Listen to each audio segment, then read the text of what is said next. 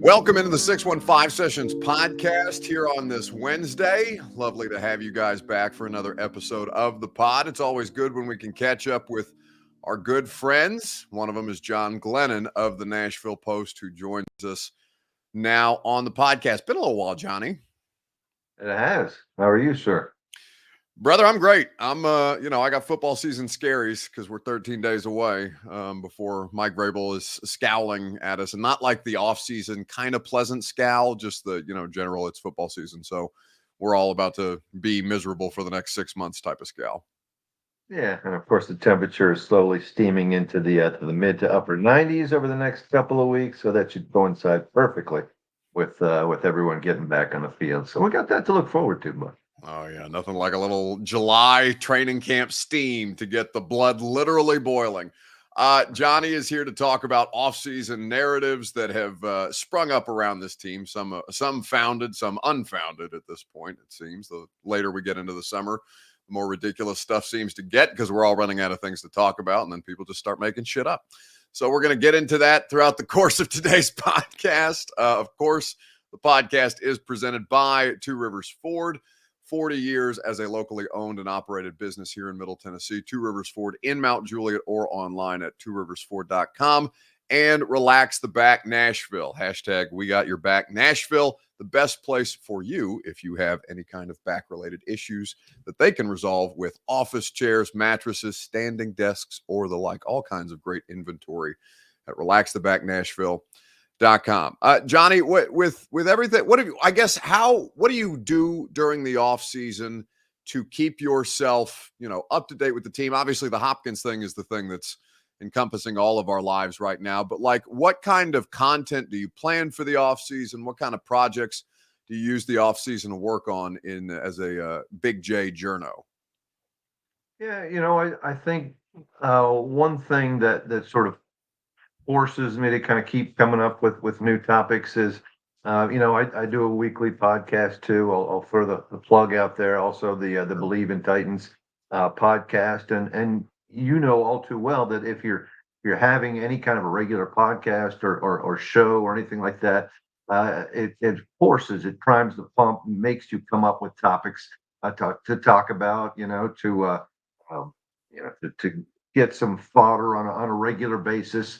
I think the offseason too allows you to kind of maybe step back and take a little bit more of a big picture look at the team, as it kind of prepares, for the start of the season. Sometimes during the season, you get so caught up in every little detail, every little storyline. It's tougher to see the forest, but that's what the offseason is good for. Taking a look at, the offense, the defense as a whole, where the team stands as a whole, et cetera, et cetera.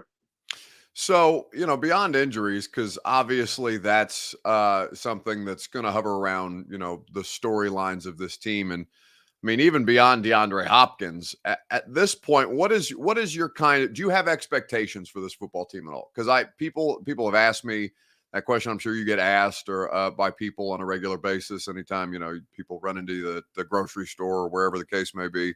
What do you think of the Titans this year or something like that, right? And honestly, John, this is the first time I think, at least with Vrabel, that I've just got no expectations for this football team whatsoever. So anything that happens is gravy. I wonder how you kind of view them at this point.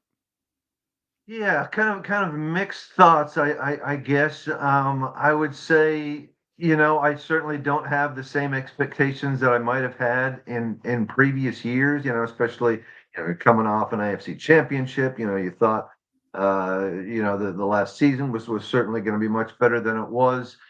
You look at what's coming back this season, and you see, an offense that was, had obviously very little production. That there are still glaring holes on the roster, and from that standpoint, it's hard to say, boy, this is going to be one of the better teams in the AFC. On the other hand, I think we still have to remember this is still the AFC South. And when you look at what this division has and the inexperience at quarterback and the lack of elite teams, you still see a Titans team, I think, that can certainly be very competitive in the AFC East. And if you win the AFC East, let's try the AFC South. And if you win your division, who knows what can happen at that point. So, do I expect the Titans to be one of the best teams in the conference or the league? Not necessarily, but if if they can get a little bit more injury luck than they've had the last 2 years, which doesn't seem to be unreasonable, and if they can find just a couple of answers, at wide receiver, if the line comes together, I think it has to be an awful season for the Titans either. Right? Like 7 wins for them is not bottoming out. They weren't the worst team in football. They weren't even in the top 10 worst teams in football this year. And so, the Rome is burning type of feel that this thing has. And, you understand the roster's turning over at a higher rate with more familiar faces. General manager's gone, like people lost their jobs this offseason and frankly didn't even make it to the offseason. With the state of the football team. Nate's burner on YouTube, or excuse me, on Facebook Live, where people are watching on Facebook, YouTube, Twitter, and Twitch, says it's better to have no expectations. It hurts less, which just seems to, I don't know if that's a sports fan mentality to begin with, or if we got a little bit of battered Vol syndrome that's starting to carry over to the Titans fan base, Johnny. I don't know what to make of that at this point. Well, that's part of actually, what has happened to the Titans over the last several years. Starting, I think when John Robinson came in and continuing with Mike Vrabel when he was hired as well. This franchise has become so much better. Fans that were watching the Titans for the decade or so previous to that, you talk about no expectations or low expectations. That's when things were awful, when you really saw nothing for the Titans for year after year, and you had no hope. So now that they've had some pretty consistent success since 2016, now I think you're starting to get some of those feelings that, okay, we've set a bar. If say, okay, we expect now to be at least a winning program on a regular basis, and to occasionally take it a step higher. So when a last year happens, I think that bitterness, grows a little bit more. Where in the past, people might have just thrown up their hands and said, typical Titans, here they go again. Who cares about the Titans? They're irrelevant. Well, now they've become relevant. They've become one of the better teams on a regular basis. So it stings, I think, a little bit more, when you have the kind of season you did last year. So it's all relative to expectation, right? And like how this season goes is I think going to be judged in a variety of different ways, right? Rand Carthon's first season, Mike Vrabel with a little more scrutiny, perhaps, given that he's got more roster control than he's ever had, even if he doesn't have outright final say on the roster. We don't necessarily know that, but that doesn't seem to be the indication at this point. Expectations could change should they land DeAndre Hopkins in the next, we'll call it 2 to 3 weeks, because it seems safe to assume that not even the start of training camp is probably a little earlier than most people expect this dude to sign. And then there's the kind of, the judgment of this roster, which has been the root of all evil. Injuries first, but then the roster deficiencies second, and how they've tried to address it with the financial limitations that they have. But like Johnny, like you and I were talking about, or we were talking about doing the podcast today on like unrealistic narratives that have sprouted out around this team. And the thing that I keep coming back to is a lot of people outside of Nashville seem to think that Will Levis is going to start, like whether it's start the season or start at some point this season. Beyond a Tannehill injury situation, I keep banging my head against the console in the radio studio because it seems like at least twice a week somebody's sending me a clip from Sports Center or a soundbite from the Athletics football show or whatever the case may be about people talking about, well, DeAndre Hopkins can't sign with the Titans. He can't be saddled with a rookie quarterback for the foreseeable future. And I'm looking around like, am I an idiot? Like, am I missing something? What is happening here that I clearly don't understand that Ryan Tannehill isn't the starting quarterback for this football team? Yeah, I guess it's, part of it is the natural reaction to any time a team selects a quarterback with a high pick, a first round pick or close to a first round pick in Will Levis's case. Anyway, I guess there's that automatic, kind of click in some people's minds that, okay, he's going to become your starter right away. And I don't think that there's any reason to think that way at all. I mean, from day one, from the literally the day that Will Levis was drafted, Mike Vrabel has said, here's the pecking order: Ryan Tannehill, Malik Willis, Will Levis. 1, 2, 3, right there. And if we had seen something in the off season, in OTAs or whatnot, that might have changed it, maybe we might be talking differently in terms of that theory right now. We did not. If anything, I think Malik Willis strengthened his position behind Ryan Tannehill, and Will Levis did not maybe go up and over expectations, I will say, of him as a rookie. And again, this is the first time he's stepping on the field, but I think it still solidified the pecking order as Tannehill, Willis, and Will Levis. And you can look at Will Levis, maybe as a number two if you're thinking of in the season, and if the Titans only keep two quarterbacks. Obviously, Will Levis is your number two. But if this Titans team keeps three quarterbacks, the way it stands right now, Will Levis is certainly not a one. He's probably not a number two. He's number three right now if they keep those three quarterbacks. So they can rest that theory of Will Levis being the starter. That's for sure. People seem surprised, and I want to get into this in just a second, Johnny. The idea that Willis did outperform Levis, or not, did not so much, did not keep it close enough to where Levis might have had the ability to pass him on the depth chart before training camp. I want to get into that here in just a second, right after I remind people that Two Rivers Ford makes the podcast possible. Quality American-made Ford vehicles and award-winning customer service is what you get at Two Rivers Ford. They've been in business here in Middle Tennessee for 40 years. They always give you the best cars with the best customer service, award-winning customer service, as a matter of fact, at the best prices. Two Rivers Ford in Mount Juliet or online at tworiversford.com. People are surprised to hear, Johnny, the idea that Willis might have, on the whole, outperformed Levis during the offseason. And I was surprised to see that people were surprised by that, given that one of these players has been in an NFL system for a full calendar year, and the other one just got here a couple of months ago. Like that's some kind of foreign concept. I mean, unless he was so clearly and obviously above Malik, and even then, I don't think we'd be able to determine that before training camp, or that they would let it be determined before training camp, to be completely honest with you. The idea that a player who's been in the NFL for a full calendar year and doesn't have to deal with all the bullshit that rookies do would be ahead of the guy who does have to deal with all the rookie bullshit and just got here.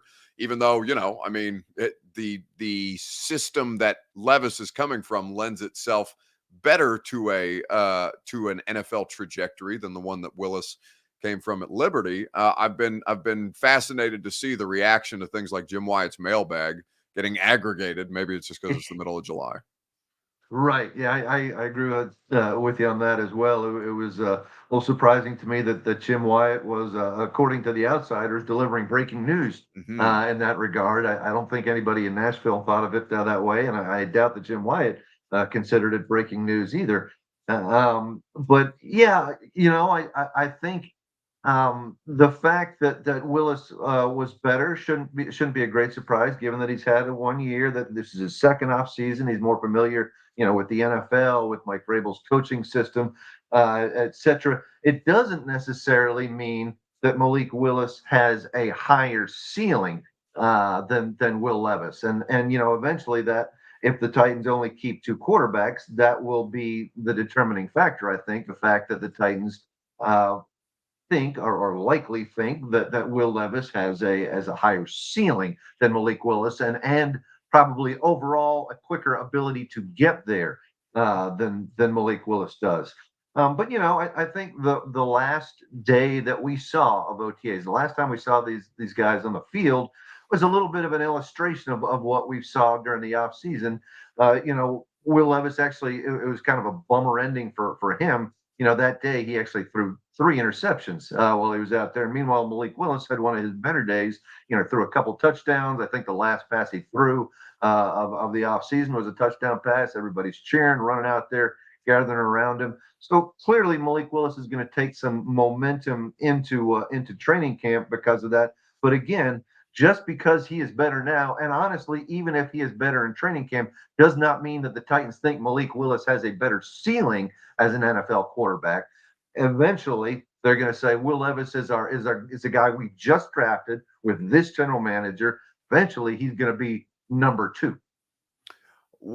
So if the quarterback uh, situation is number one of the most unfounded offseason narratives around this football team, Johnny, do you have a second or a 1B that you'd like to nominate? Well, yeah, I was trying to think of a couple. Maybe maybe the idea there's been so much talk about the new offense. We know that there's a new offensive coordinator, obviously under Tim Kelly this year, as opposed to Todd Downing. But maybe the idea that has started to get a little bit of legs that the new offensive coordinator there's going to be some vast difference in the Titans offense. I'm not sure I'm ready to go that far yet. Again, it's a new quarterbacks coach, it's a new offensive coordinator, and I expect to see certain things, and I think the Titans hope and think that we'll see them too. A less predictable offense, especially on early downs than we saw before. A more efficient offense in terms of even getting out of the huddle, streamlining the verbiage, more options at the line of scrimmage. Players allowed to play faster, that kind of thing. But in terms of okay, we're going to see the Titans throw the ball 40 or 45 times a game because they have a new coordinator, because they ran the ball a lot before. I don't see that happening. Until proven otherwise, this is an offense that's going to run through the best player on the offense, and that's Derrick Henry. Maybe not quite so much, but certainly he's going to be option number one. He's going to be the linchpin of that offense. And let's face it, too, there just aren't the personnel right now to become a big time passing team. You have to have wide receivers out there that are going to be able to catch and get open on a consistent basis. We don't have proven track records on these wide receivers. So the idea that okay, it's a new offensive coordinator, everything's going to change. Let's pump the brakes a little bit on that theory. I think. Well, and it's one of those things where they may come in with grand designs of a new offense, and Mike Vrabel might nix some of that stuff because Mike Vrabel is very content to tell us on a regular basis that I think I remember his press conference specifically last year where it's like he's trying to convince us that Derrick Henry is special. He's like, I promise, guys, like Derrick Henry is the thing. I'm like, yeah, we know, but like at some Right. point, stop just running him for a 2-yard loss on first down every time or something like that. So there's the Vrabel component of it, and then there's also like these things aren't concrete, like that you don't carry them into the season the way that you design them in training camp. Like a lot of the voluntary work that we've seen is the opportunity for coaches to experiment with things that they might like to implement into the playbook. Stuff that works, stuff that might not work. They can hash it out in the meeting rooms. Then they go into training camp with another idea of what their playbook might look like. They go into the regular season with an idea of a more refined idea of what their playbook might look like. And that it may look very different by the end of the season because either personnel has changed in season, the way that this team so often does, or they've discovered that the plays that they came into the year with don't necessarily work for the personnel that they ended up having. So like the idea that it's one thing that exists in perpetuity, I think is one of the biggest disconnects between how people consume this stuff and how football coaches actually go about that element.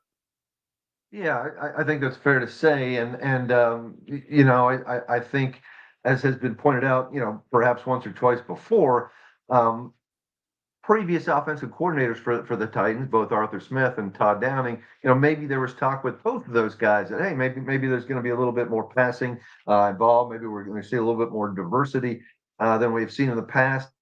And then, as the season goes along and Derrick Henry gets rolling and gets rolling, there's a pretty good comfort factor, in knowing that you can always turn around and hand the ball to Derrick Henry, and generally not too many things go wrong at that point. Now, last year, things went wrong. The offense was not productive enough with Derrick Henry as the linchpin. But for the most part, when you're dealing with a virtually brand new offensive line, an unproven set of wide receivers, I still think, boy, if you're an offensive coordinator and you're looking at a lot of question marks on your offense, there's a great temptation to say, I know what's worked pretty well in the past. I'm going to try some Derrick Henry, and see if he can go for about 1,500 yards and generally put us in position to at least be competitive in games anyway. Sure. Now, if you can just figure out the fumble situation that was not a problem prior to last year, then maybe they can get away with that to a certain extent. Who's to say? John Glennon at Glennon Sports is where you follow him for all the work that he's doing for the Nashville Post. You can also check out the podcast on the Believe Network. It's Believe Titans, Believe in Titans. That is correct. You can check that out wherever it is that you get your podcast, same place that you get this very podcast, where Johnny appears from time to time. Always grateful for his presence. Thank you for hanging out with us, buddy.